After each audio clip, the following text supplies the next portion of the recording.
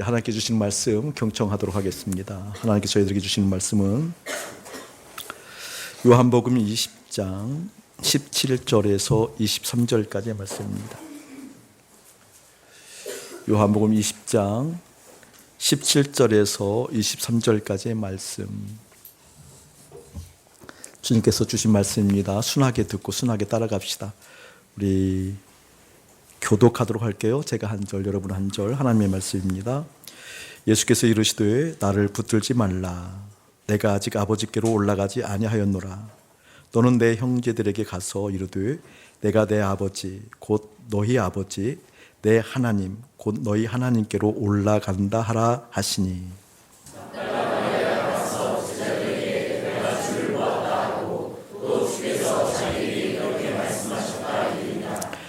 이날 곧 안식 후 첫날 저녁 때에 제자들이 유대인들을 두려워하여 모인 곳에 문들을 닫았더니 예수께서 오사 가운데 서서 이르시되 너희에게 평강이 있을지어다.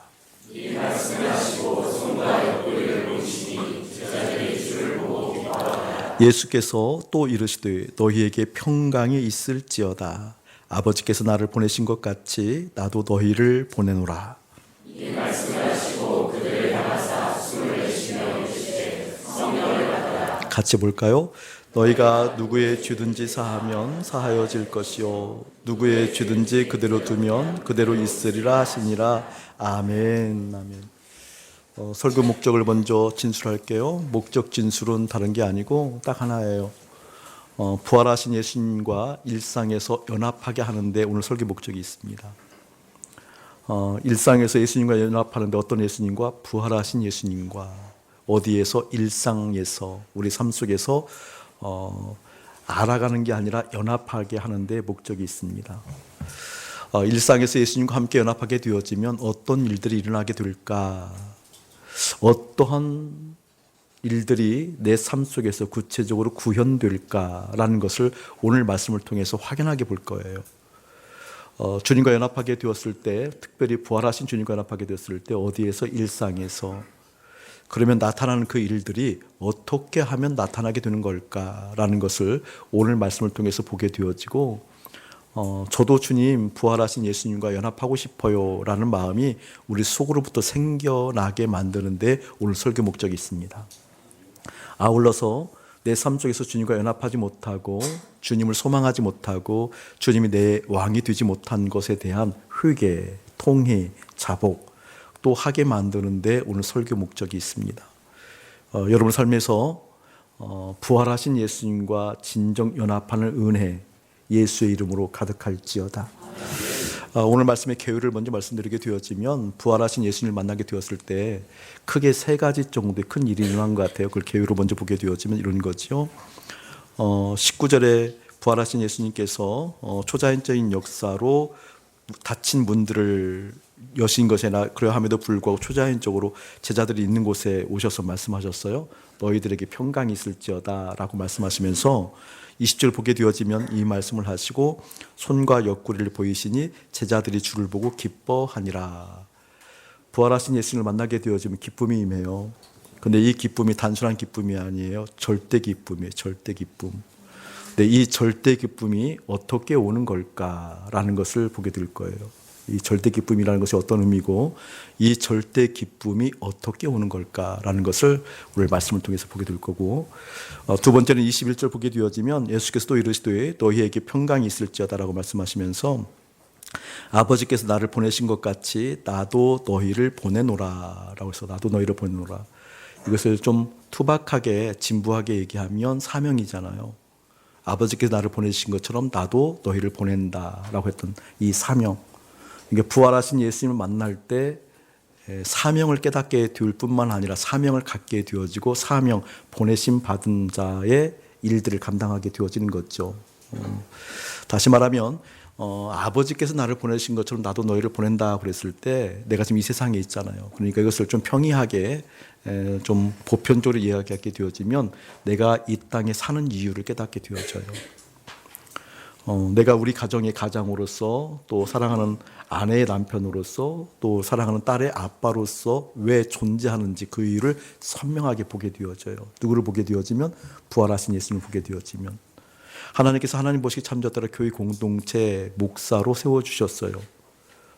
신학교를 나와서 안수를 받고 또 나름대로 어떤 불타는 마음이 있으니까 라는 것이 아니라 부활하신 예수님을 만남으로 말미암아 지금 하나님 보시기 참좋다라 교회에 목사로 서 있는 이유를, 그 존재의식을 깨닫게 되어진다, 그 뜻이에요. 내 삶의 자리에서 누구를 만나든지, 내 삶의 자리에서 어떤 형편이 놓이든지, 내 삶의 자리에서 어떤 상황이 지금 일어나고 있든지 관계없이 내 사명이 깨달아진다, 그런 얘기입니다. 부활하신 예수님 만나면. 근데 그 사명이 어떻게 오는 걸까? 그 사명이 갖고 있는 구체적 의미는 뭘까라는 것을 오늘 말씀을 통해서 한 번 더 깊이 보려고 그래요. 세 번째 22절을 보게 되어지면 이 말씀을 하시고 그들을 향하여 숨을 내쉬며 이르시되 성령을 받으라라고 말씀했어요. 성령은 받는 겁니다. 성령은 조성해서 쟁취하는 게 아닙니다. 성령은 어떤 분위기 가운데 스며들어서 그 다음에 그것을 습득하는 게 아닙니다. 성령은 받아야 되는 겁니다. 받아야 된다라고 한다면 반드시 주시는 분이 있습니다. 주시는 분의 관계에 따라서 성령을 받게 되어지는데, 이 성령을 받는다라는 개념이 어떠한 것인가? 이러한 것이 성령을 받는다라는 것이고, 성령을 받았다라고 한다면 이러한 일들이 일어나는구나 라는 것도 오늘 말씀을 통해서 보게 될 거예요. 세 가지 다 큰 주제이기도 하지만 간략하게 여러분이 알아들을 만한 언어로 오늘 주님께서 말씀해 주실 것입니다. 먼저 우리 주님께서 부활하신 다음에 제자들에게 초자연적으로 와서 말씀하시잖아요. 뭘 말씀하시니? 평강을 받으라라고 평강을 받으라. 다시 한번 읽어볼게요. 19절 한번 읽어봅시다. 시작. 이날 곧 안식 후 첫날 저녁 때에 제자들이 유대인을 두려워하여 모인 곳에 문들을 닫았더니 예수께서 오사 가운데 서서 이르시되 너희에게 평강이 있을지어다. 주님께서 지금 초자연적으로 문이 다 닫혀 있는데 이곳에 오셔서 하시는 첫 일성이 무엇이었는고니? 평강이 있을지어다 이렇게 말씀했다라는 거예요. 여러분, 이 평강이 뭐예요? 여러분에게 목사님이 평안하세요라고 한다면 이 평안이 뭐예요? 환경 속에서 두루두루 안정감을 누리라, 그 뜻일까요? 중요한 개념이 조건이 갖추어지면, 상황이 맞으면, 환경이 좋으면 평안을 누리는 것이 있어요. 그러면 평안을 누린다고 했을 때 그 누린다라는 것이 어디에서 누린다라는 거예요? 조건이 그렇기 때문에, 내가 예를 들어서 조건이 꼭 그렇기 때문에 평안을 누린다고 했을 때 평안을 누린다는 느낌이 어디에서 오는 거예요? 마음에서 오는 거 맞나요? 맞아요? 맞아요. 우리가 평안하세요 그러면 조건을 자꾸 생각하는 경우가 많이 있거든요. 이런 조건이 갖추어지면, 이런 상황이 되어지면 나는 걱정이 없어 라고 하는데, 그래서 조건의 상황을 초점을 맞추는데 그런 느낌을 어디서 받냐고요? 내 마음에서 받아야 돼. 내 마음에서. 예수님께서 평강이 있으라, 이 말은 무슨 말이고, 쉽게 말하면 이런 거예요. 평강이라는 것은 마음이 흔들리지 않는 거예요. 마음이 흔들리지 않는 것. 자, 그렇기 때문에 우리는 흔히 평강을 얘기할 때, 평안을 얘기할 때 평안하세요 라고 얘기하면 조건이 두루두루 안녕하세요 그런 의미로 갔는데 그렇지 않다는 거예요. 여기서 주님께서 말씀하신 것은 조건이 그러하지 않는다 할지라도, 내일 당장 부도가 난다 할지라도, 건강이 여의치 않아서 시한부 인생의 사형 선고를 받았다 할지라도 흔들리지 않는 마음, 그게 뭐라고요? 평강. 그 평강을 주셨다는 거예요. 어떻게 알 수 있죠? 19절 읽어봤잖아요. 이날 곧 안식 후 첫날 저녁 때 제자들이 유대인들을 두려워했대요.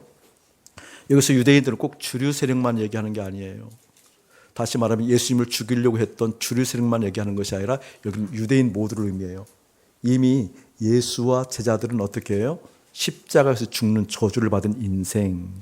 그들이 내 가까이 있으면 우리 집안에, 또 나에게, 우리 자녀들에게 손해를 끼칠 인생. 우리 80년대에 운동권 아이들이 친척집에 찾아오게 되어지면 친척들이 꺼렸던 거 알죠? 80년 얘기가 또 뭔가? 그런 분위기인 거죠. 두려워하여 문들을 복수해, 모든 문들을 다 닫았다라는 거잖아요. 이토록 두려워했다라는 거, 이야기는 목숨을 담보할 만한 위험한 상황이잖아요. 들키면 죽어요. 사형에. 어떻게? 예수를 따랐던, 다시 말하면 예수의 제자들은 스승을 따랐던, 예수가 십자가에 죽었기 때문에 그 제자들 죽는 상황이잖아요. 어떻게? 극형에 죽는 상황이에요. 그런 상황 가운데 뭐라고 말씀하고 있는 거예요? 평안하라, 평안이 있을지어다. 그런 상황 가운데도 마음이 흔들리지 아니하고 마음이 딱 서 있는 것, 그게 평안이에요. 평안. 이 평안이 실제가 되어져야 돼요. 아멘. 우리도 교회에 오면 인사하잖아요. 샬롬 샬롬 샬롬 샬롬, 뭐 그런 찬양도 있는데 생략을 할게요. 어쨌든 샬롬이라는 인사를 하는데 여기는 인사치레가 아니에요. 주님께서 샬롬이 있으라 하면 샬롬이 있는 거예요. 어떤 주님의 부활하신 예수를 만나게 되었지만, 지금 두려움 가운데 떨고 있는 그들에게 주님 오셔서 샬롬이 있으라 하니까 이들이 뒷부분 읽어보게 되어지면 기쁨이 있었다 그러잖아요. 기쁨이 있었다 그러잖아요. 그러니까 이 샬롬은 어떠한 샬롬인 거니? 절대 샬롬이에요. 상황에 관계없이 환경에 쪼들리지 아니하고, 지금 사방이 우겨쌈을 당하고 남들이 볼 때에는 죽을 것 같은 상황이다라고 이야기하는 그런 상황 가운데에도 내 마음이 정한 마음 되어져서 흔들리지 아니하는 평강, 누구를 만나게 되어지면? 부활하신 예수님을 만나게 되어지면. 자, 이래도 안 만나고 싶을래요? 저는 여러분 주님 만나기를 축복하는데, 특별히 부활하신 주님 만나기를 축복합니다. 아멘. 성경에 보게 되어지면 이 샬롬은 은혜 다음에 와요. 은혜 다음에. 바울 서신 읽어보게 되면 꼭 첫머리에 인사할 때 은혜와 평강이 있을지어다. 성경은 순서도 굉장히 중요해요. 이 샬롬, 흔들리지 않는 마음, 그래서 은혜 받아야 돼요. 은혜. 아멘. 은혜. 보세요 여러분, 지난주에 배웠어요. 은혜가 어떤 것이 은혜였어요? 바울이 아니라 다윗이 곤란한 중에, 다시 말하면 압살롬으로부터 배반을 당하고, 시편 3편, 4편, 5편을 보았지만 그런 상황 가운데에도 어떻게? 곤란한 가운데에도 넓혀주세요. 넓혀주세요. 나 그 은혜가 필요해 얘기겠다는 거잖아요. 사울왕이 쫓길 때에도 그 은혜 주셨지만 지금 압살롬이 날 쫓아오는 상황 가운데 그 은혜 주세요. 은혜 주세요. 은혜 주세요. 여러분 그 은혜가 어떻게? 평강, 흔들리지 않는 마음 갖는다라는 거예요. 이 흔들리지 않는 평강이 사랑하는 여러분의 마음 가운데 깊이 일어나기를 축복합니다. 자, 이 평강을 선포하셨을 때, 부활하신 주께서 그 평강을 초자연적인 역사로 오셔서 선포하셨을 때 어떤 일이 일어난다고요? 20절 다시 한번 시작. 이 말씀을 하시고 손과 옆구리를 보이시니 제자들이 주를 보고 기뻐하더라. 아멘. 기뻐하더라. 어떻게, 무엇 때문에 기뻐한 거예요? 손과 옆구리를 보이시니. 손과 옆구리를 보시니, 보고 나서 제자들이 기뻐했다고 그러잖아요. 손과 옆구리를 보이셨고 손과 옆구리를 보았다는 것이 뭐예요? 그게 바로 십자가예요. 십자가. 십자가. 아멘.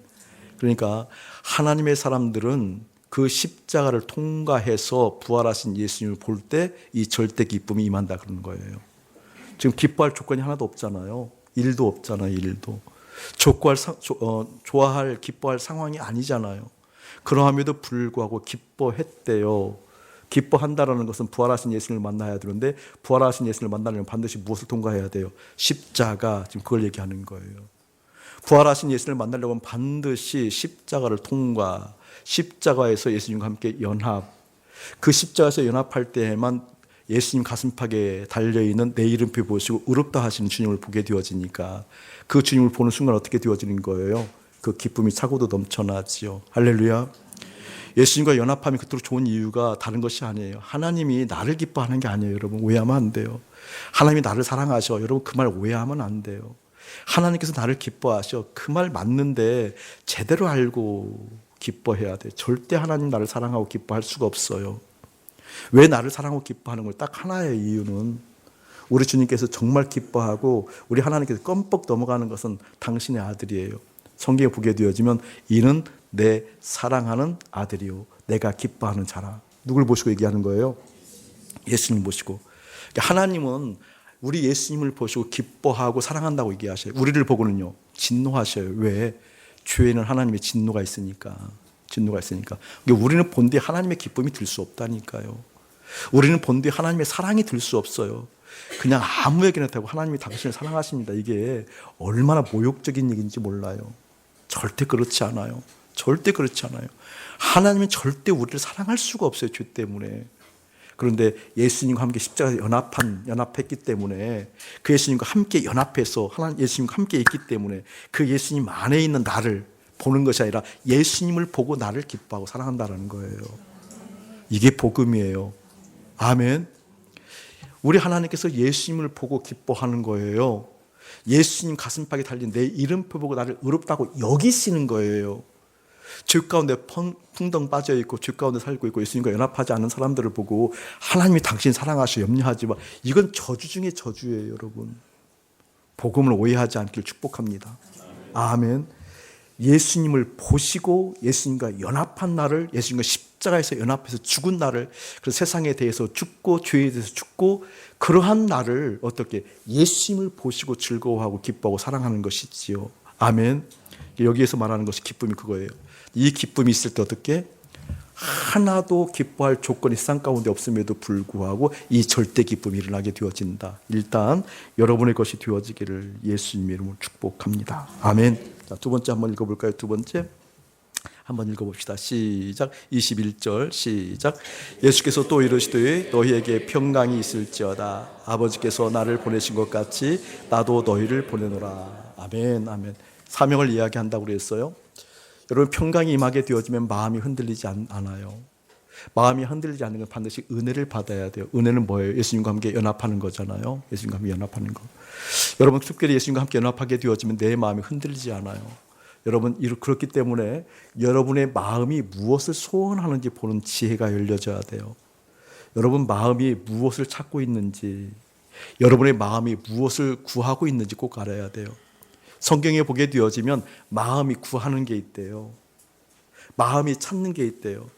우리 지난번 120시간 연속 성경 통독할 때 시작한 예배에서 주님께서 119편 2절 10절 말씀을 주셨어요. 주님께서 119편 2절 말씀에 보게 되면 뭐라고 말씀하시는 거니? 이렇게 말씀하시는 장면들 여러분 기억날 거예요. 그때 오셨던 분들은 은혜를 많이 받았는데, 여호와의 증거들을 지키고 전심, 온전한 마음이죠. 마음 전부죠. 전심으로 여호와를 구하는 자는, 마음이 무엇을 구해야 돼요? 여호와를 구해야 돼요. 아멘. 여호와를 구하는 자는 복이 있도다, 이렇게 얘기해야죠. 여러분 보세요. 여러분 간단하게 얘기할게요. 우리는 성경에서 분명히 얘기하는 것은 이 마음은 전심, 온전한 마음, 전부의 마음.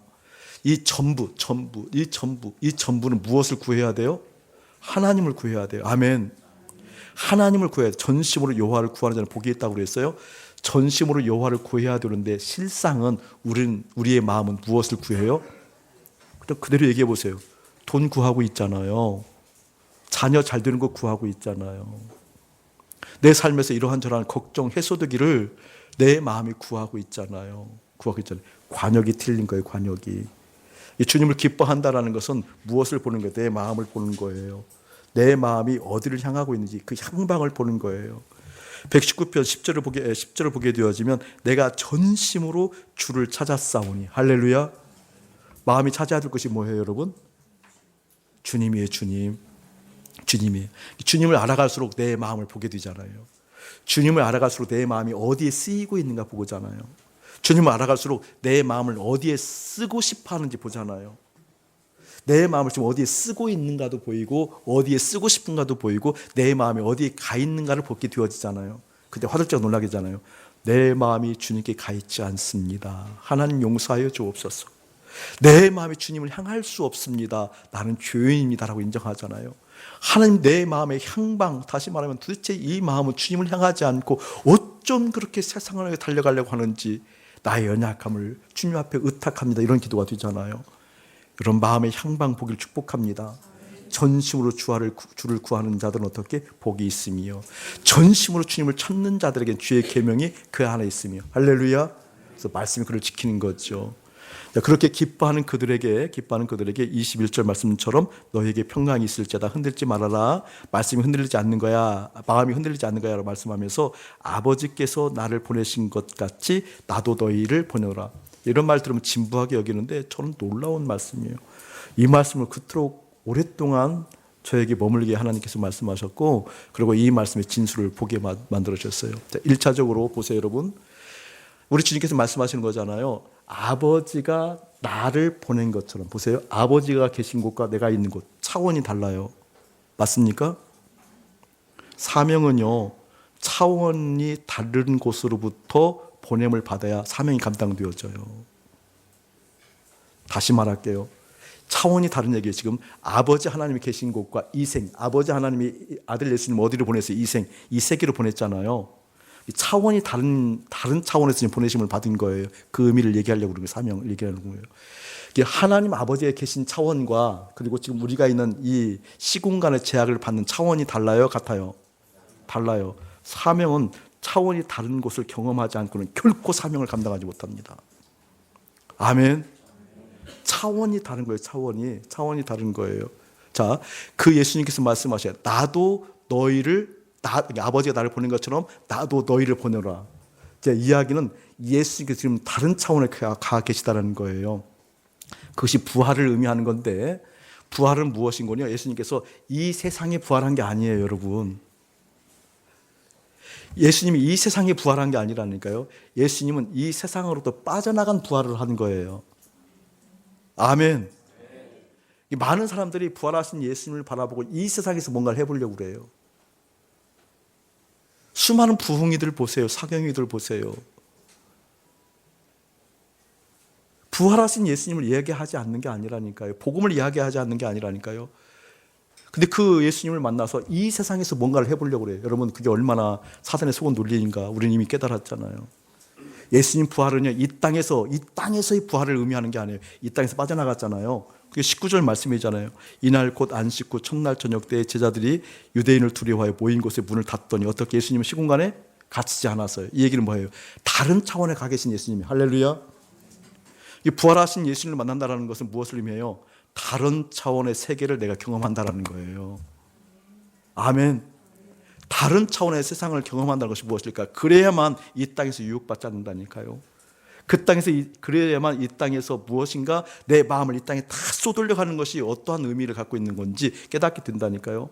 자, 그 의미를 조금 더 설명을 하도록 할게요. 여기를 한번 읽어보세요. 17절 시작. 예수께서 이르시되 나를 붙들지 말라. 내가 아직 아버지께로 올라가지 아니하였노라. 너는 내 형제들에게 가서 이르되 내가 내 아버지 곧 너희 내 하나님 곧 너희 하나님께로 올라간다 하라 하시니. 여기 보게 되어 지금 재밌는 얘기 저를 보세요. 그냥 설명해 드릴게요. 막달라 마리아가 예수님 십자가에 돌아가시고 이제 부활하시는 그날 부활하신다는 개념이 없이 무덤에 갔잖아요. 가장 먼저. 그 누구보다 먼저. 여러분, 막달라 마리아는 창녀 출신이에요. 그리고 일곱 귀신이 들렸던 사람이에요. 그 누구도 막달라 마리아와 관계를 갖기를 꺼려하는 거예요. 그럼에도 불구하고 주님의 은혜로, 주님의 사랑으로 주님과의 관계를 통해서 회복된 여인이 막달라 마리아잖아요. 막달라 마리아는 예수님을 향한 감흥이 남달랐을 거예요.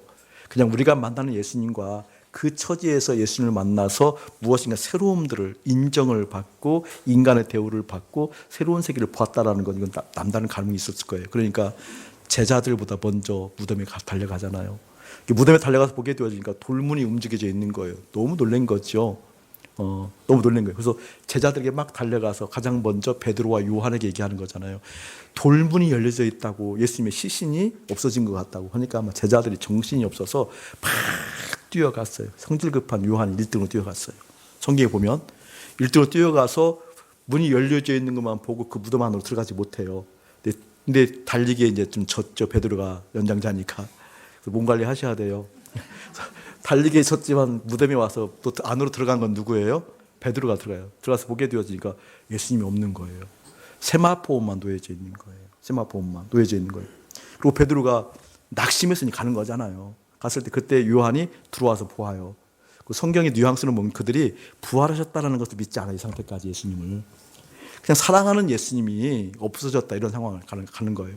갔을 때 그때 막달라 마리아가 다시 무덤에 들어오는 거예요. 지금 무덤에 들어와서 보게 되어지니까 세마포만 놓여져 있고 그때 예수님의 머리 곁, 예수님 발 밑에 그 천사가 있는 거잖아요. 예수님이 계시지 않는 유대 시신의 위치에 머리에 그다음에 발 밑에 천사가 있는 거잖아요. 그 장면이 오늘 성경에 나와요. 13절 한번 봅시다. 자, 12절부터 볼게요. 흰옷 입은 두 천사가 예수의 시체 뉘었던 곳에 하나는 머리편에 하나는 발편에 앉았더라. 천사들이 이르되 여자여 어찌하여 우느냐 묻는 거예요. 이르되 사람들이 내 주님을 옮겨다가 어디에 두었는지 내가 알지 못합니다. 시신을 빼돌렸다 생각하는 거죠. 그때 14절 이 말을 하고 뒤로 돌이켜 예수께서 서 계신 것을 보았으나 예수이신 것을 알지 못하더라. 예수님 오셨어요. 그 수자인 쪽으로. 이때 막달라 마리아가 알아듣지 못하는 거예요. 그때 15절 시작. 예수께서 이르시되 여자여 어찌하여 울며 누구를 찾느냐 하시니 마리아는 그가 동산직인 줄 알고 이르되 주여 당신이 옮겼거든 어디 두었는지 내게 이르소서 그리하면 내가 가져가리이다. 16절 제가 읽을게요. 예수께서 마리아야 부르는 거예요. 동산직인 알 수가 없잖아요. 마리아야 부르니까 그때 마리아가 돌이켜 히브리 말로 라보니 하니 이는 선생님이라 말이라. 자, 예수께서 이르시되 나를 붙들지 말라 하는 거 보게 되어지니까 선생님, 오 예수님 맞네 선생님 하면서 어떻게 했다는 거예요? 팍 붙들려 했다는 거잖아요. 그때 예수님께서 뭐예요? 말리는 거예요. 왜 예수님께서 말리셨을까? 오늘 본문을 읽은 다음에 바로 도마가 나오잖아요. 도마가 나왔을 때는 예수님께서 만져보라고 하잖아요. 만져봐라, 손가락도 넣어봐라, 여기도 넣어봐라, 옆구리도 손을 넣어봐라, 손가락 넣어봐라 얘기하는데 여기 마리아는 말려요. 왜 말릴까요? 이게 부활과 굉장히 연관된 얘기예요. 왜 말릴까요? 왜 마리아는 말리고 도마는 만지라고 했을까요? 차원이 달라요. 차원이. 다른 차원을 이해해야만 우리가 믿음을 이해해요. 중요한 의미예요, 여러분. 자, 막달라 마리아의 처지를 얘기했어요. 그런 상황 가운데, 그런 처지 가운데 있던 여인이 주님을 만나서 새 생명을 얻었다고 그랬어요. 인정을 받았어요. 사람 대우를 받았어요. 내적인 어떤 회복도 일어났겠죠, 물론. 근데 그 예수님이 어떻게 된 거예요? 어느 하루아침에 죽은 거예요. 어떻게 죽은 거예요? 저주받아 죽었대요. 실패한 거잖아요. 객관적인 눈으로 보면, 영적인 눈이 아니라. 그토록 좋은 예수님이, 그토록 지혜가 있고 능력이 있던 예수님이 죽어버린 거예요. 실패한 거예요. 그렇다면 이 막달라 마리아에게는 무엇이 사라졌을까요? 희망이 사라졌죠. 살아갈 힘이 사라진 거죠. 살아갈 힘이 사라졌는데 그래도 나를 사랑하는 주님이기 때문에 가서 보니까 시신마저 누가 빼돌렸네. 그래도 나를 사랑하신, 나를 인정하시는 분이기 때문에 간 거잖아요. 시신마저 빼돌린 거예요. 보게 되니까 그 예수님이 살아난 거예요. 살아났을 때 그 막달라 마리아가 부활의 영광을 찬양했을까요? 우와 나도 살았네 이런 기분이었을까요? 전자의 후자예요. 그거예요. 나 살았다고. 아니 주님 하고 온 거잖아요. 오 주님 살았네. 그럼 누가 사는 거예요? 내가 사는 거예요. 내가. 자 내가 살았네. 어디서 살았네? 내가 살겠네. 어디서 살겠네? 아 내가 앞으로는 복되겠네. 어디서 복되겠네? 그것 때문에 말린 거예요. 절부터 좀 더 이해해야 돼요. 복음을 좀 더 이해해야 돼요. 차원이 다른 예수, 부활하신 예수라는 건요. 부활하신 예수님은 이 땅에서 네가 잘 사는 것이 목적이 아니에요. 다시 한번 기억하세요. 예수님은 온갖 지혜가 있으셨어요. 온갖 능력이 있었어요. 그럼에도 불구하고 이 땅에서 공생에 살아갈 때 이 땅에서 재정적 성공을 하신 분이 아니라니까요. 아멘. 예수님은 온갖 능력이 있었고 온갖 지혜가 있었어요. 이 땅에서 권력을 잡은 게 아니라니까요. 온갖 능력이 있고 온갖 지혜가 있을 때 남들로부터 주목받고 인기받는, 인정받는 그것으로 성공한 것이 아니라니까요. 오히려 십자가의 죽으심으로 말미암아 하나님의 사랑하는 당신의 백성들을 데리고 어디로 가는 거예요? 주님 곁으로 가서 아버지에게 가서 아버지의 다스림을 받게 만드는 것이 주님의 목적이었어요. 아멘. 근데 부활하신 예수를 만나고 지금 막달라 마리아는 그걸 너무 좋아하는 거예요. 와, 나 이제 살았네. 우리 주님 여기 계시네. 그때 말리신 거예요. 도마는요, 부활하신 예수님을 보고 싶어 했잖아요. 여러분, 이 부활하신 예수님, 이 땅에서의 어떠함이 아니라 하늘 보자 우편을 보시고 하늘의 영광을 본 그 사람들이 그 차원을 이해했을 때 어떻게 이 땅에서 흔들리지 아니하고 사명 감당할 줄 믿습니다. 중요한 얘기예요. 이것을 경험한 사람들이 영적인 또 다른 변화, 다시 말하면 영적인 또 다른 세계에 이런 것이 있다라고 전달하는 하나님의 거룩한 통로가 되어줄 수 있다라는 겁니다. 아멘. 아멘. 여러분, 우리의 삶 속에서 이때에만 이해가 되어지는 거예요. 저는 많은 분들은 아니지만 다소 여러분들이 직장에 대해 상담해 올 때가 많아요. 직장 상담 올 때가, 그다음에 사업에 대해 상담해 올 때가 마음이 안 맞으니까 또 싫어하는 것이 많으니까 반대하는 사람들이 많으니까 도대체 여기에는 하나님의 뜻이 흐르지 않는 것처럼 보이니까 나오겠다는 얘기거든요. 결국은 아니에요. 그쪽에서 영적인 어떤 상황들을 돌파해내고 그 영적인 어떤 분위기를 좀 바꾸어 놓을 수 있는 하나님의 사람으로 세워지길 축복해요. 그러니까 직장을 곤란받고 어떤 뭐라 그럴까 좀 갈등하시는 분 저한테 와 상담 해봐자 뻔한 대답이에요. 그냥 있으세요. 거의 뻔해요. 거의 뻔해요. 거의 뻔하게 저렇게 대답해요. 아마 거의 뭐 지금 죽을 것 같아요. 죽으세요. 이게 목사한테 상담해봤자 뻔해요, 여러분. 뻔하니까 이게 알아서들 하세요, 그냥. 그 소리를 한번 더 다짐하고 싶으시면 오세요, 괜찮으니까. 뻔합니다. 이렇게 힘들고 어려운데요. 맞아요, 힘들고 어려우세요. 힘들고 어려우세요. 여러분 이것을 웅변으로 듣길 축복해요. 아멘. 지금 그런 차원을 얘기하고 있다는 겁니다. 이 차원을 깨닫기 전까지는 결코 주님께서 내가 이 사람의 남편으로, 이 사람의 아빠로, 이 사람의 목사로 이곳에 세우신 목적을 결코 깨닫지 못하고 오히려 어떻게 이 세상에 대하여 취하려고 하는 욕구가 더 강화될 뿐이라는 겁니다. 깨닫기를 예수의 이름으로 축복합니다. 아멘. 자, 그 다음 볼게요. 자, 그 다음 세 번째 보도록 하겠습니다. 22절 한번 합독하면 하죠. 시작. 이 말씀을 하시고 그들을 향하여 숨을 내쉬며 이르시되 성령을 받으라. 여러분 성령을 받는 거예요. 네, 이 말씀은 저는 너무 신났어요. 너무 재밌었어요. 막 이 말씀을 묵상할수록 봄 보화를 캐내는 것 같아서 어떤 막 봄을 막 그 보화가 담겨진 어떤 막 그런 곳을 막 금맥을 캐는 것 같아서 너무 기뻤던 대목이에요. 놀라운 얘기거든요. 성령을 받으라고 얘기했어요. 지금 부활하신 예수님을 맞게 되어지면 평강이 임하게 되어지는데 그 평강 속에는 깊은 절대 기쁨이 임하게 되어져요. 절대 기쁨이 있는 인생 가운데 차원이 다른 것을 경험하기 때문에 어떻게 해요? 사명을 감당할 수 있는 힘이 생겨요. 그렇죠? 근데 그 힘이 어디에서 공급되어지니? 성령을 통해서 공급되어져요. 할렐루야. 성령을 통해서 공급되어져요. 근데 이 성령을 받아야 되잖아요.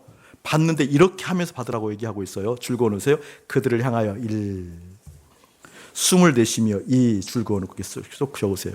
그리고 나서 어떻게? 성령을 받으라. 네모쳐놓으세요. 성령을 받으라. 성령을 받으려고 하면 반드시 거쳐야 하는 단계가 있는데 뭐예요? 주님께서 우리를 향하고 계셔야 돼요. 저 보세요, 여러분. 주님께서 우리를 향하고 계셔야 돼요. 그리고 주님께서 이렇게 하셔야 돼요. 호흡, 숨을 내쉬어야 돼요. 주님의 영을 받아들여야 되기 때문에. 성령, 거룩한 영은 주님의 영이잖아요. 그 호흡을 받아들이려고 하면 어떻게 돼요? 서로가 서로를 마주보고 있어야 돼요. 아멘. 아멘. 뒤돌아 있는 것 웅변으로 받으셔야 돼요. 뒤돌아 있는 것, 옆을 바라보고 있는 것, 다른 것을 향하고 있는 것, 다른 관역을 향하고 있는 것, 절대 성령을 받을 수 없어요. 아멘. 그들을 향하여 숨을 내쉬사. 자, 이 뜻을 좀 더 진지하게 볼게요. 사도행전 3장 넘어가 보세요. 사도행전 3장. 사도행전 3장 보게 되어지면 베드로와 요한이 나면서부터 못 걷게 되어진 일을 이렇게 세우는 장면이 있잖아요. 금과 은은 내게 없지만 내게 있는 것 예수, 내게 있는 것 예수. 자, 이렇게 세웠을 때 많은 사람들이 베드로와 요한을 주목해요. 베드로와 요한을 주목했을 때 왜 너희들이 나를 주목하느냐? 이 사람을 이렇게 세우신 것은 누구예요? 나사렛 예수라고 얘기하게 되어지면서 너희들이 그 나사렛 예수를 믿으라고 얘기하면서 이렇게 얘기하는 거예요. 그러면서 이렇게 얘기하는 거예요. 19절 한번 읽어봅시다. 시작. 그러므로 너희가 회개하고 돌이켜 너희 죄 없이 함을 받으라. 이같이 하면 새롭게 되는 날이 주 앞으로부터 이를 것이요. 자, 그걸 쭉 그어놓을 때 그러므로 너희가 회개하고 돌이켜 줄 그어놓으세요. 회개하고 돌이켜. 네모쳐놓으세요. 그냥 회개하고 돌이켜. 너희 죄 없이 함을 받으라. 줄 그어놓고요. 자, 이같이 하면 네모쳐놓으세요. 이같이 하면 새롭게 되는 날이 주 앞으로부터 이를 것이요. 새롭게 되는 줄 그어놓고요. 1번 날 2번 적어놓고요. 2번 적어놓고 새롭게 되는 날을 그냥 한번 적어놓어 보세요. 아나 푸시코 조금 발음은 다를 수 있지만 그냥 띄엄띄엄 이렇게 아나 해놓고 플러스 해놓고 푸시코 합성어기 때문에 아나 푸시코 굉장히 중요한 얘기예요. 아나 푸시코 날은 여러분 많이 들었던 얘기일 텐데 카이로스라는 얘기 들어봤죠? 정해진 때 카이로스. 자, 저 보세요, 여러분. 아나 푸시코라는 게 굉장히 중요한 얘기예요. 새롭게 되는 날을 원어를 볼게요. 새롭게 되는 날이 어떤 것이고니 아나라는 얘기는 위로 향하고 있다 그 뜻이에요. 방향을 얘기해요. 위로 향하고 있다. 푸시코는요, 숨을 쉬다라는 거잖아요. 이 합성어를 그냥 해석하게 되어지면 호흡이 회복됐다 그 뜻이에요. 잘 보세요, 여러분. 그러니까 새롭게 되는 날이 새롭게 된다는 것이 무엇이고니 위를 향하여 호흡하는 것을 성경은 뭐라고 표현했어요? 새롭게 되는 것을 표현했어요. 자 보세요, 여러분. 들어보세요. 새롭게 되어지는 재창조의 역사, 새로운 차원의 역사, 성령을 받는 것은 주님께서 숨을 내쉬며 어떻게? 그들을 향하여 숨을 내쉬며 성령 받으라고 그랬잖아요. 그들을 향하여 뭘 했다는 거예요, 지금요? 호흡했다는 거예요. 근데 우리가 내가 새롭게 된다는 것은 무엇을 의미하는 거니? 위를 향하여 어떻게? 숨을 내쉴 때. 같은 얘기. 다시 말하면 내가 위를 향하여 호흡한다. 누굴 바라보고 있는 거예요? 주님을 향하여 호흡한다 했을 때 그때 주님께서 어떻게 한다는 거예요? 나를 향하여 호흡한다라는 거예요. 그때 무엇을 받는다라는 거예요, 여러분? 성령. 근데 위를 향하여 호흡하는 것을 오늘 19절에 보게 되면 이렇게 얘기하고 있어요. 너희가 회개하고 돌이켜 너희 주의 없이 함을 받으라. 다시 말하면 회개가 무엇이라는 거예요? 주님을 향하여 호흡하고 있는 것이 회개다, 그 뜻이에요. 아멘. 자, 좀 더 보세요, 여러분. 우리가 메타노니아, 하마르티아, 피랍토마, 그렇죠? 파랍토마를 배워서 파라가 옆이라는 뜻이니까 파랍토마. 그 허물이라는 것을 배웠어요. 자, 보세요, 여러분. 메타노니아는 것은 회개인데 회개하려면 하마르티아를 경험했을 때 회개하는 거잖아요. 하마르티아는 뭐예요? 관역이 어긋난 거잖아요, 죄가. 관역이 어긋난 것이 죄예요. 관역이 어긋나게 된 죄인데 그것을 회복하려면 메타노니아 회개를 해야 되는 거예요. 오늘 회개는 뭐라고요? 주님을 향하는 거예요. 죄는 주님을 향하지 않고 다른 것을 바라보고 있는 것이 죄예요. 이걸 회개한다고 한다면 누굴 향하고 있는 거예요? 주님을 향하고 있는 거예요. 그때 어떻게 되어지는 거예요? 성령이 내려요. 아멘. 자, 보세요, 여러분. 이 죄라는 개념은 많이 얘기했어요. 회라는 개념. 내가 주님을 향하고 있지 않고 지금 내가 내 자녀를 향하고 있어요. 당연하다고요? No! 주님을 통해서 보는 눈들이 열려져야 돼, 자녀가.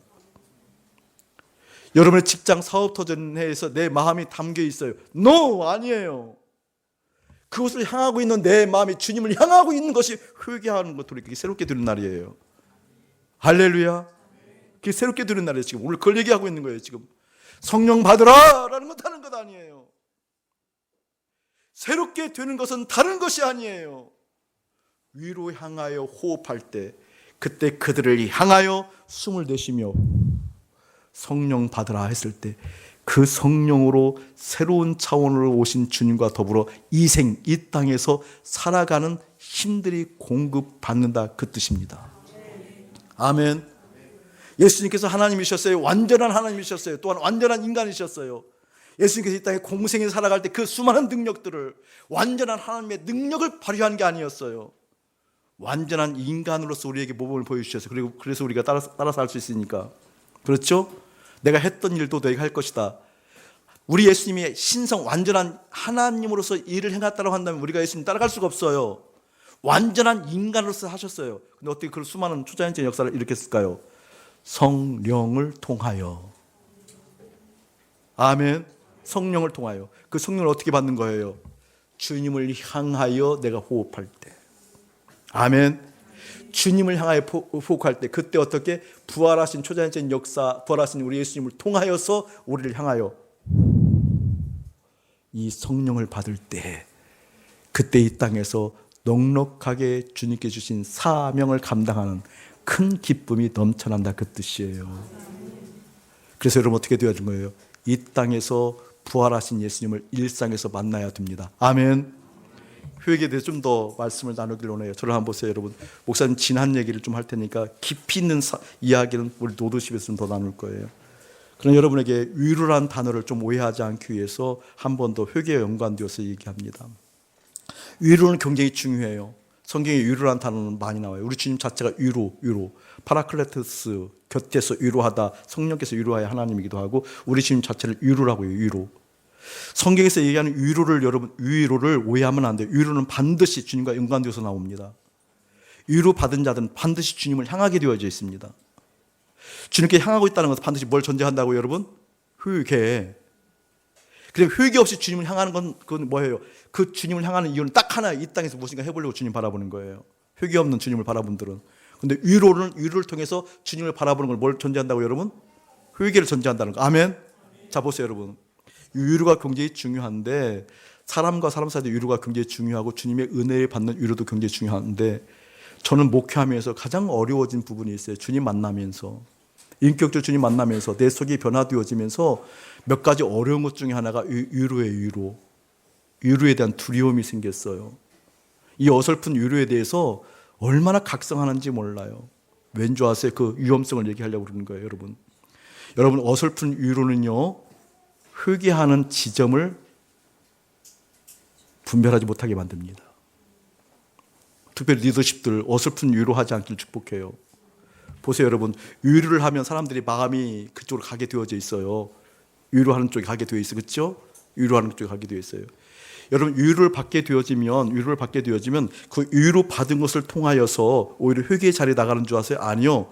위로 받은 그 지점은 회개하지 않습니다. 여러분, 어설픈 위로는요, 사람으로 하여금 회개하는 지점을 문 닫게 만든다니까요. 위로 이런 얘기 많이 하는데 저는 정말 주님 만나고서 이 위로가 얼마나 악하게 쓰이고 있는지를 깨닫게 된다니까요. 여러분, 위로가 특별히 주님 안에서 잘 이루어져야 되는데 아프고 어려운 분들을 위로하는 것과 말씀에 관련된 위로와 구별되길 축복합니다. 말씀에서 문제가 있는 분들, 사람들에게 위로받으려고 하잖아요. 위로받잖아요. 그 말씀에 관련된 잘못을 회개하지 않습니다. 저는 20여 년간 수도 없이 보았어요. 사단이 얼마나 큰 통로인지 보았어요. 어설픈 위로하게 되면 편이 갈라져. 그래서 여러분, 갈라지는 이유가 거기에 있어요. 회개할 기회를 잃어버리기 때문에 그래요. 좀 더 깊은 얘기가 있어요. 좀 더 깊은 얘기가. 예를 들면 어떤 사람들은 납득이 되어져서 회개하는 분들이 있어요. 그건 노드십에서 좀 진하게 얘기할 겁니다. 진하게. 아, 이래서 내가 문제가 있었구나. 여러분, 그 회개 아니에요. 납득이 된 거죠. 그분들은 납득이 되지 않았을 때 또 다른 문제를 일으킵니다. 이해해 두세요. 회개는 주님을 향하여 있는 겁니다. 그러니까 노드십들이나 리더십들이 무엇을 함정에 빠지는 걸 납득시키려고 해요. 납득시키려고. 물론 위로하고 조용한 언어로 마음을 사주는 것 중요하죠. 그냥 본질을 봐야 돼요. 제가 일부 때 상담하시는 분들에게 얘기해서 우리 상담 공부하시는 분들이 교회 많으니까 목사님만큼은 안 했어요. 상담의 목적은 다 줄이면 나의 건강함에 이유가 있는 거예요. 나의 건강함, 회복함을, 나의 건강, 정신이든 혼이든 몸이든 건강을 회복함의 목적이 있는 거라니까요. 그러면 망합니다. 나의 건강함에 있는 것이 결국은 자아 실현이에요. 우리는 자아가 실현하는 사람들이에요. 자아가 죽는 사람들이에요. 아멘. 그것을 봐야 돼요. 어설픈 위로로 분위기 망치지 않길 축복합니다. 왜 그렇죠? 회개의 문을 닫아버려요. 회개는 뭐예요? 주님을 향하게 만드는 거예요. 주님을 바라보게 만드는 거예요. 오늘 베드로와 요한이 그랬어요. 베드로와 요한을 주목하는 이들에게 어찌 너희들이 나를 주목하느냐? 어찌 이러한 일이 나를 통해서 일어났다고 생각하느냐? 회개하고 돌이켜 어떻게 새로운 나를 경험하라고 얘기하고 있잖아요. 이것을 부활하신 주님을 통해서 구체적으로 여러분의 삶 가운데 일어나기를 예수의 이름으로 축복합니다. 아멘. 서두에 말씀드렸던 무리된 이야기지만 그 이야기 여러분 순하게 좀 잘 생각했으면 좋겠어요. 그냥 예배당에 와서 앉아있고 또 그나마 그래도 예배당에 나와서 앉아있는 모습 얼마나 귀하냐 이런 얘기들 많이 하잖아요. 저는 참 그게 위험한 얘기라고 생각하는 사람이거든요.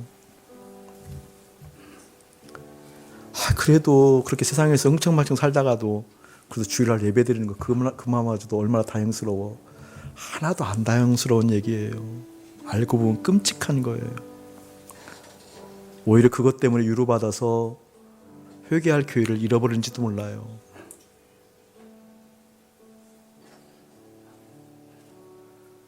오히려 그것 때문에 그나마 주님께 주시는 기회를 잃어버릴지도 몰라요.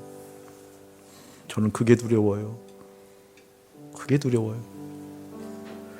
정말 힘든 막바지, 막다른 길, 망하고 무너지고 절망했던 사람들이 주 앞에 돌아오는 경우를 더 많이 봤기 때문에 그래요. 여러분 진짜 부활하신 주님 만나 위로받길 축복합니다. 그걸 소원하시기 축복합니다. 그냥 내 자녀들 그나마 그냥 여기 있는 거 그걸로 안심하지 마세요.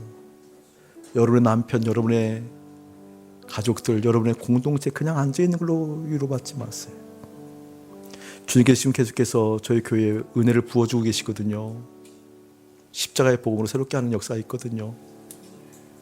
이 파도를 타기를 축복합니다. 정말 타기를 축복합니다. 많은 분들이 안타까워서 부모의 영혼 걱정되어져서 그 알아듣지도 못하는 부모 데려와서 하는 그 마음들을 본받기를 축복합니다. 친구들에게, 그 멀리 사는 친구들에게 복음 전하고 그 데리고 와서 주님 어떻게 해달라고 하는 그 마음들을 받기를 축복합니다. 아멘. 우리 10년 가운데 그 부활하신 예수님 만나 절대 기쁨이 사명으로 연결되어지고 그 사명이 성령께서 오셔서 공급하시는 힘으로 이 땅에 넉넉하게 이길 수 있는 힘들, 내가 이래서 여기 있었던 거구나, 나를 통해서 주님께서 영적 기류를 바꾸기를 원하시는구나, 나를 통해 새롭게 하시는구나 라는 걸 깨닫기를 주님의 이름으로 축복합니다. 그 주님의 마음이 여러분 한 사람 한 사람을 만져주실 줄 믿습니다. 이 땅에서 1등 해야 주님께서 영광 받는다라는 그 헛된 복음의 논리 십자가에서 깨졌습니다. 이 땅에서 1등 해야 주님 영광 받으시는 것이 아니라 내 마음에 주님이 1등 된 것을 보고 영광 받으시는 것 깨닫게 하여 주옵소서. 내가 이 땅에서 이것을 성취하고 이것을 가져야 되기 때문에 주님을 구하는 그 믿음의 패턴 이제 십자가에서 깨졌습니다. 주님 여실하게 보게 하여 주옵소서. 계속해서 그곳으로 마음 가고 마음이 달라붙어 있는 것들 십자가에 내던지며 십자가에서 주님과 함께 연합하여 죽어 세상의 조건에 관계없이 오는 절대 평강, 절대 기쁨이 무엇인지 부활하신 예수님으로 만나 그 주님으로부터 비롯되어진 차원 다른 그 사명이 일깨워지길 원합니다. 이 모든 것을 성령을 통하여 감당합니다. 성령 따라갑니다. 거룩한 영 따라갑니다. 내 안에 계신 거룩한 영 따라갑니다. 그 거룩한 영이 당신 안에 있는 거룩한 영에게 문안드린다는 개념들이 이거지게 하여 주옵소서. 이제는 우리 주 예수 그리스도의 은혜와 우리 아버지 하나님의 극진하신 사랑하심과 성령 하나님의 가망없는 교통하심이 일상에서 부활하신 예수를 만나라 라는 그 의미를 깨닫고 그 예수님과 연합하기를 원하는 거룩한 백성들 가운데 이대로부터 영원 무궁토록 함께 할지어다. 아멘.